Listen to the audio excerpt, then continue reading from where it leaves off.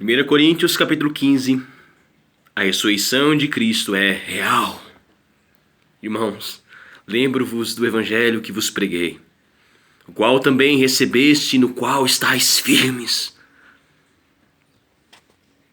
Por meio dele também sois salvos, desde que vos apegueis com convicção à palavra que vos anunciei. Caso contrário, tendes crido em vão. Nota de rodapé 1.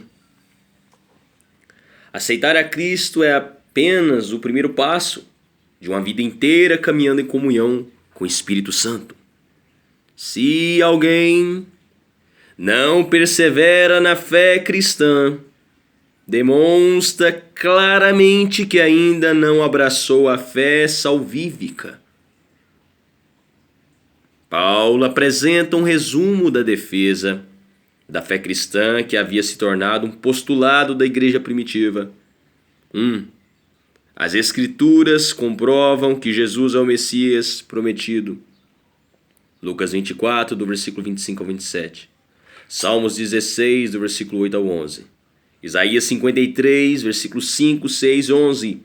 Em todas as predições do Antigo Testamento.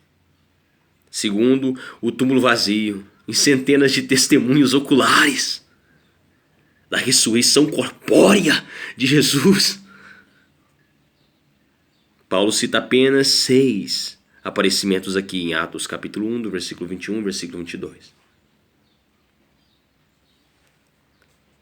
Porquanto, o que primeiramente vos transmiti foi o que também recebi, que Cristo morreu pelos nossos pecados, segundo as Escrituras. Foi sepultado e ressuscitou no terceiro dia, conforme as Escrituras.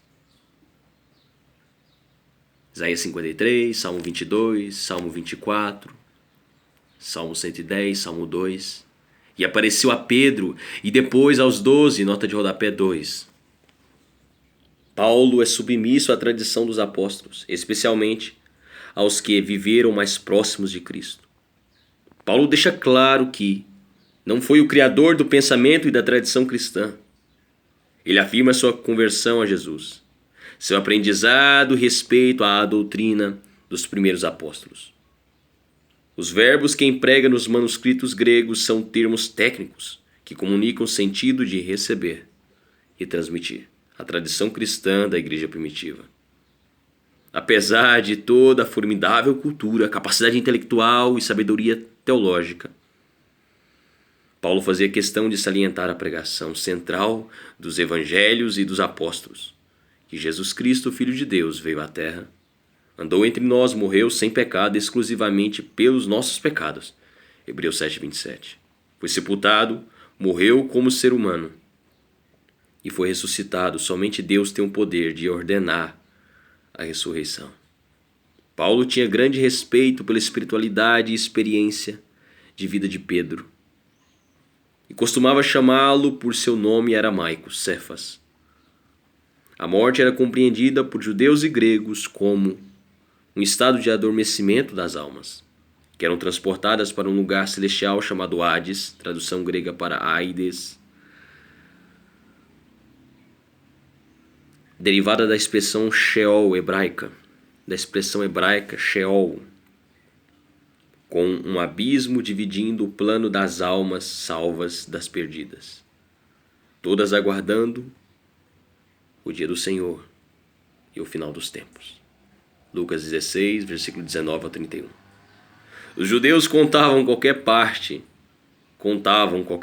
do dia como um dia inteiro. Por isso, os 3 dias são contados a partir da tarde de sexta-feira, todo o sábado e as primeiras horas da alvorada do domingo. Mateus 12, versículo 40.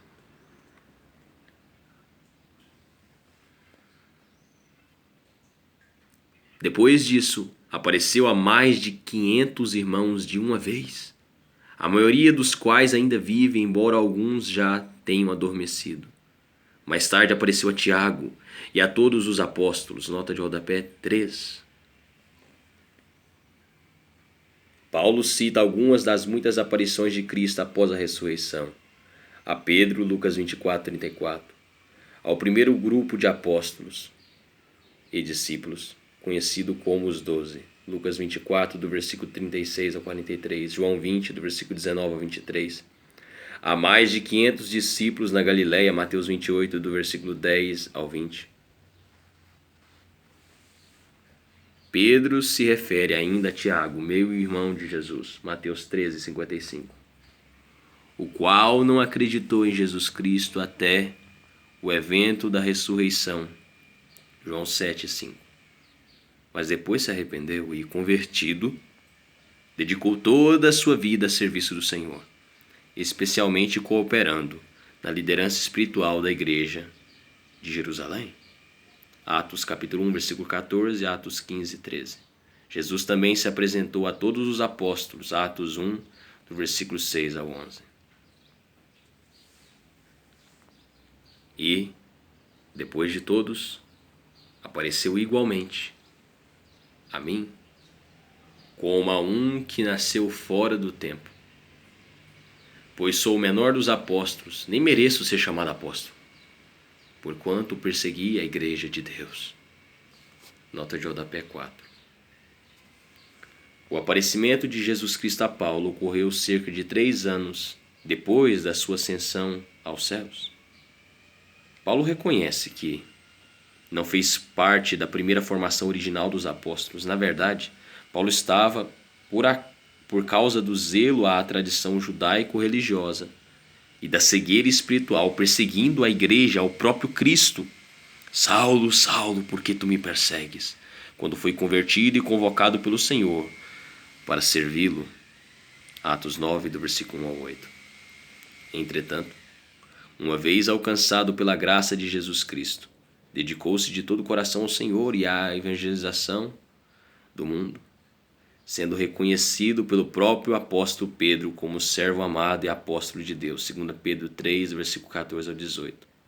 A graça do Senhor transforma qualquer indigno em santo. 2 Coríntios 11, 5. Mas pela graça de Deus sou o que sou. E a graça e a sua graça para comigo não foi inútil.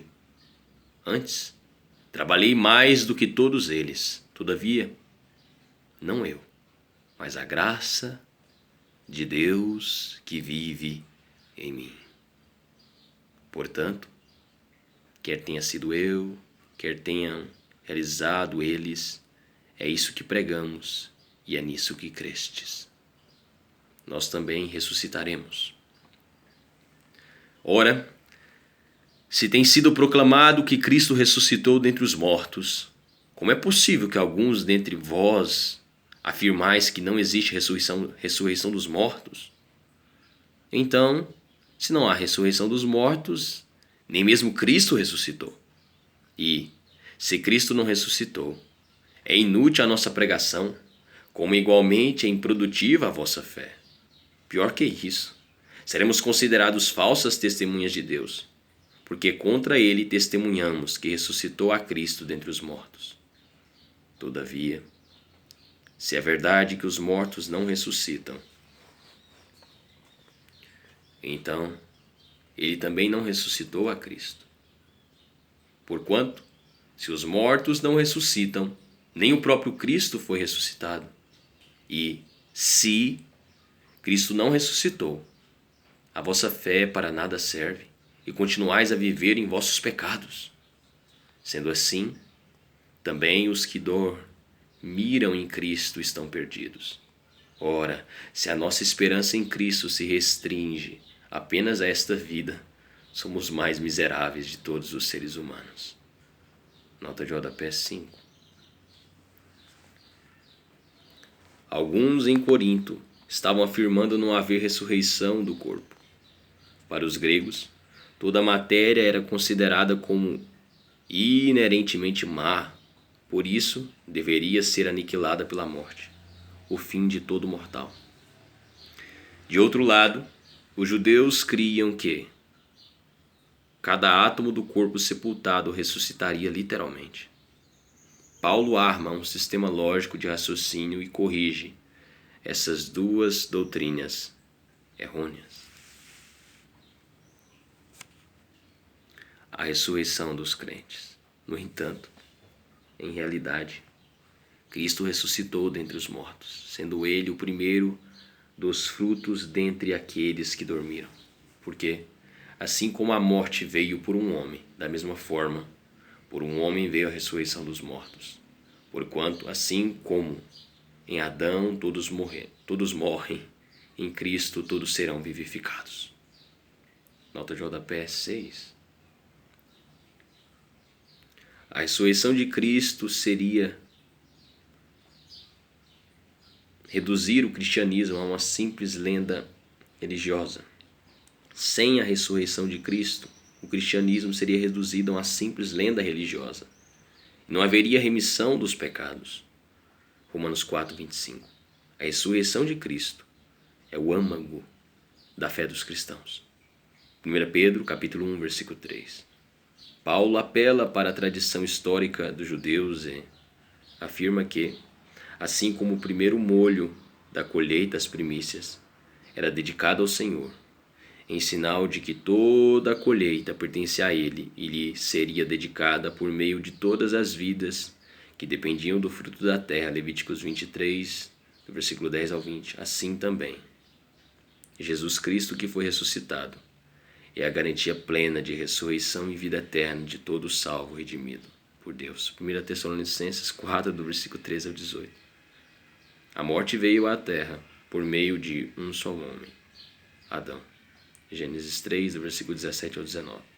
Da mesma forma, a ressurreição e a vida eterna nos foram concedidas por um só homem, Cristo, o último Adão. Romanos 5, do versículo 12 ao 21.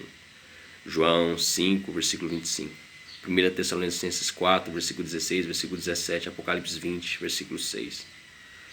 Não há espaço na teologia de Paulo para a doutrina da salvação universal. Nem todos serão salvos. Somente aqueles que aceitarem o sacrifício de Cristo e tiverem seus corações sinceramente convertidos ao Senhor e, portanto, podem compartilhar da sua natureza e serão vivificados. 2 Pedro, capítulo 1, versículo 4. Contudo, cada um por sua vez, Cristo o primeiro, logo depois os que são de sua propriedade na sua vinda. Nota de rodapé 7. O termo grego original parousia, vinda, era usado para comunicar a chegada de uma visita real. No Novo Testamento tem o sentido técnico e denota a volta gloriosa de Cristo.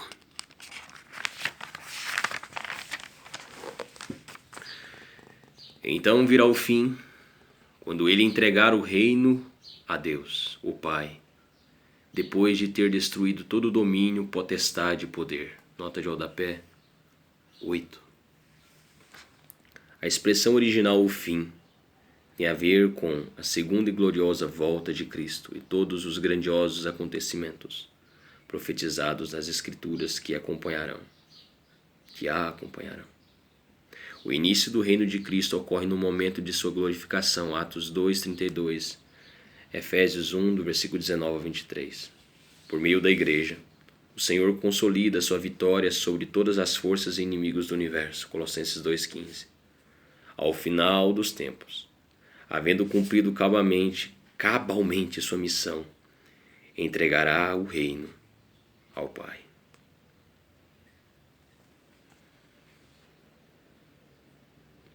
Porque é necessário que ele reine até que absolutamente todos os seus inimigos sejam prostrados debaixo de seus pés.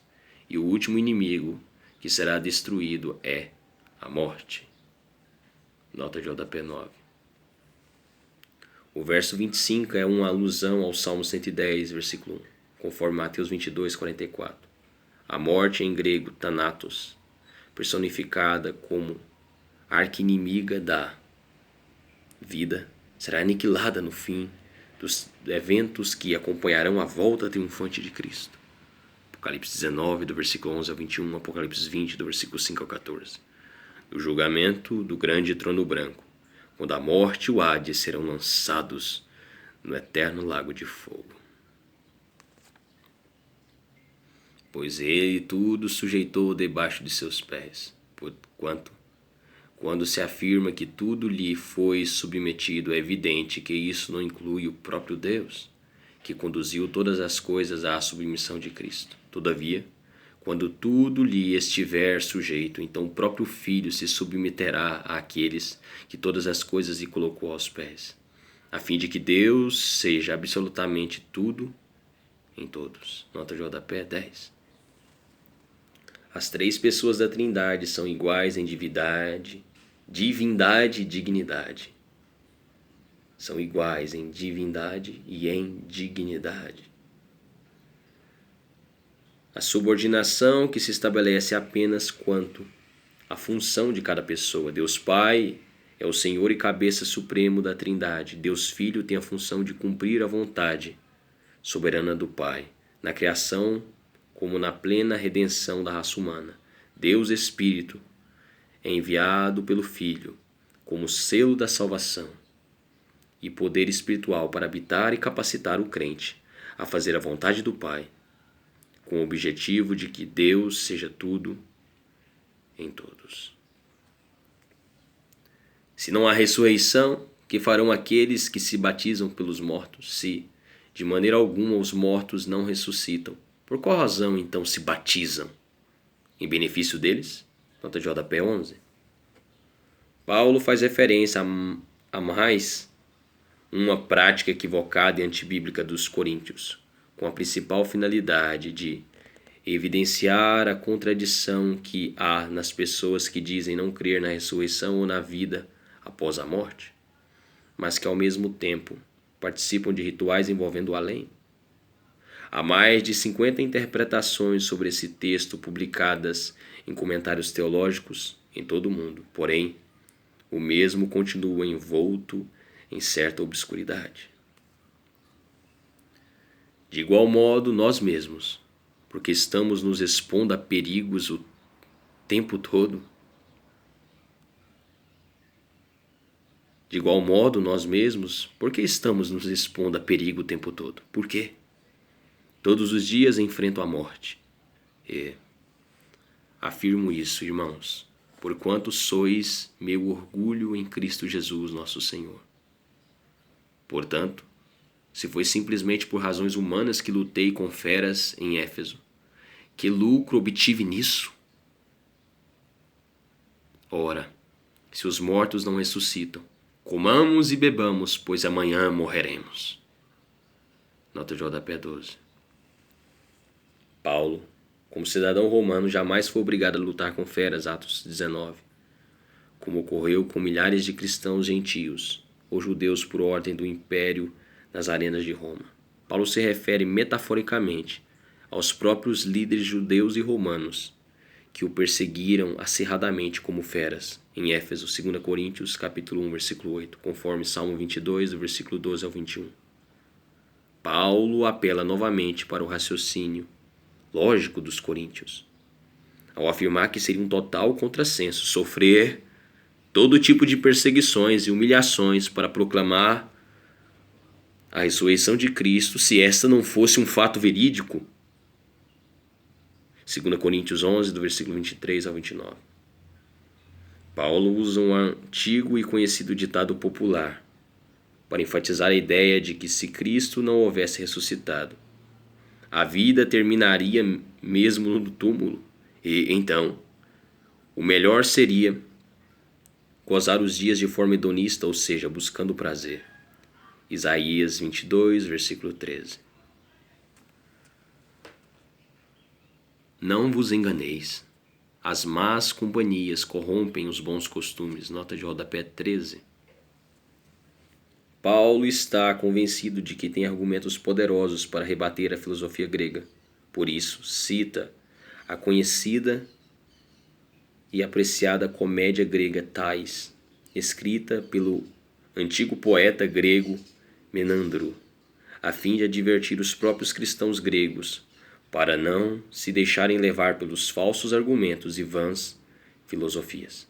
Provérbios 13, 20. Como justificados que sois, recobrai o bom senso, e não pequeis mais. Porque alguns ainda não têm conhecimento de Deus. Declaro isso para vossa vergonha.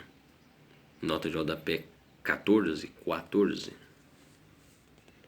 A situação na igreja de Corinto era de tal mundanismo que muitos frequentadores não eram cristãos de fato, apenas apreciavam a comunhão dos crentes. Paulo afirma que isso é vergonhoso para todos.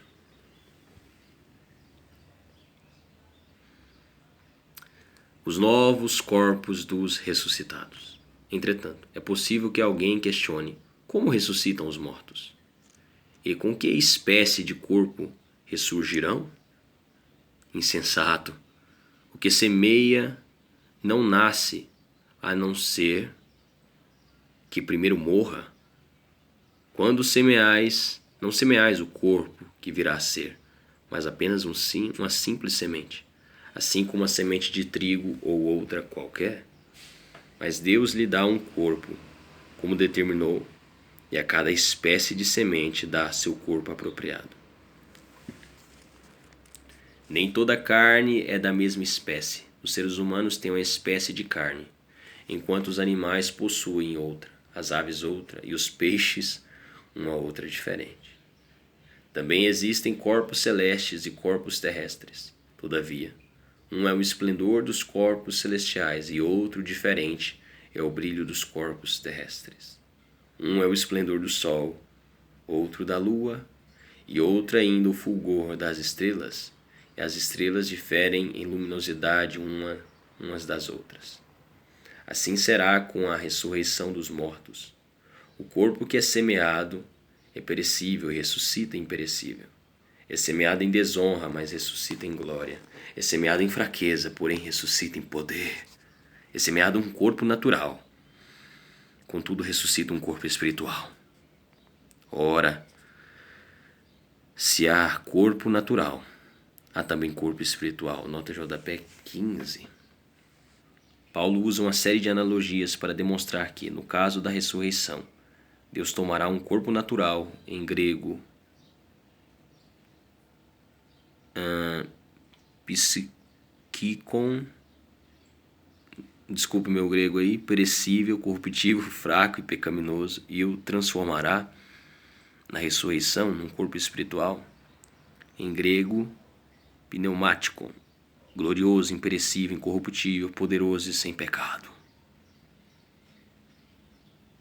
Não se trata de um corpo imaterial ou totalmente diferente do corpo natural, contudo, preparado para viver a eternidade com Deus, numa dimensão celestial. 2 Pedro 3, do versículo 10 ao 13.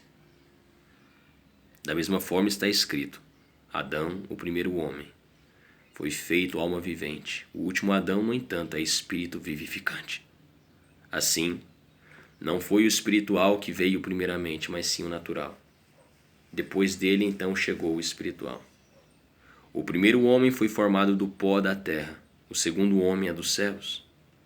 Os que são da terra são semelhantes ao homem terreno, os que são dos céus ao homem celestial. Assim como obtivemos a imagem do homem terreno, receberemos de igual modo a imagem do homem celestial. Nota de rodapé 16. O primeiro homem, criado a partir do pó da terra, Gênesis 2:7, foi feito alma vivente. No original grego, não sei pronunciar isso, ou seja, Adão recebeu um corpo psicossomático que transmitiu geneticamente para toda a raça humana até os nossos dias. O último Adão, Cristo, o Espírito vivificante, João 5:26, que proporcionará aos crentes remidos, em seu glorioso retorno, um corpo físico especial, poderoso, sem pecado, imperecível. Filipenses 3:21. Um corpo semelhante ao de Cristo, ressurreto e glorificado. Lucas 24, do versículo 36 ao 43.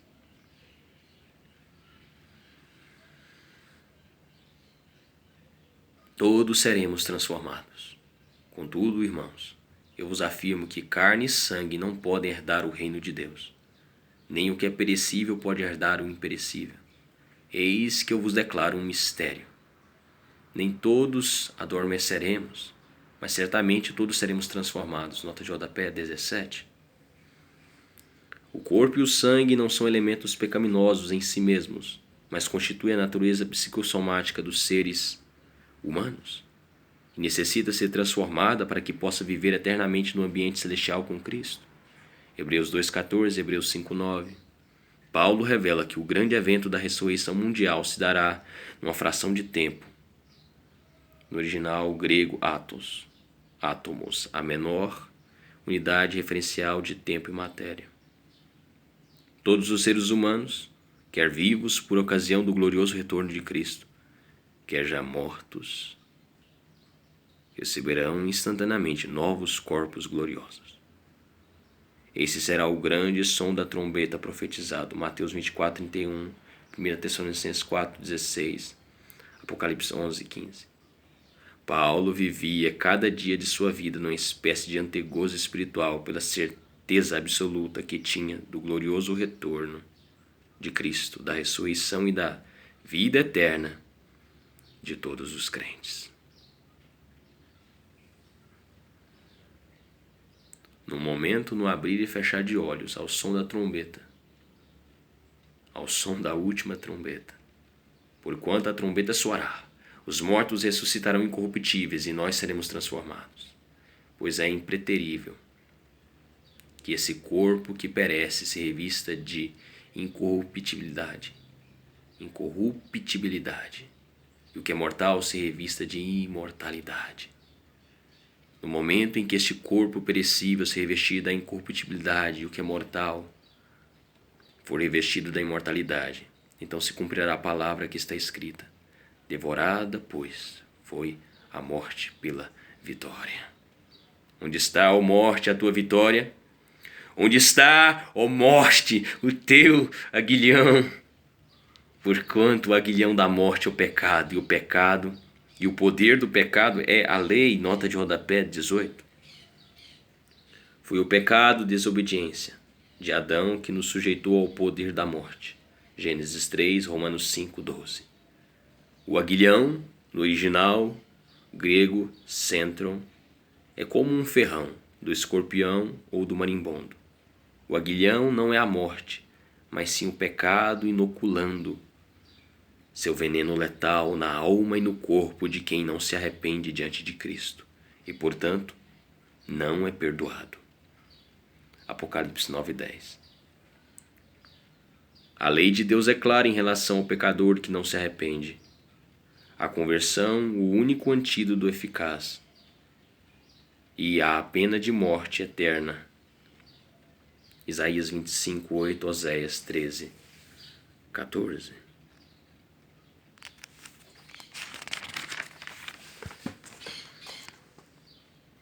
Contudo, graças a Deus, que nos dá a vitória, por intermédio de nosso Senhor Jesus Cristo. Nota de rodapé 19. Cristo é a única possibilidade de vitória e vida eterna sobre o poder do pecado, a morte eterna a partir do sepulcro, e a condenação final e eterna pelo pecado, conforme a lei, Romanos 4:25. Portanto, meus amados irmãos, permanecei firmes e que absolutamente nada vos abale.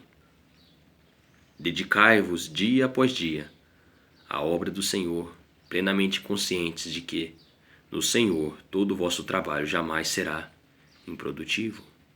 Nota de rodapé 20. O maior e melhor investimento do crente está em servir e ministrar ao Senhor e à Igreja. Todos os esforços na adoração ao Senhor e na proclamação da palavra ao mundo serão regiamente recompensados por Jesus Cristo em seu glorioso e iminente retorno. Mateus 25, versículo 21, de acordo com Lucas 19, versículo 17.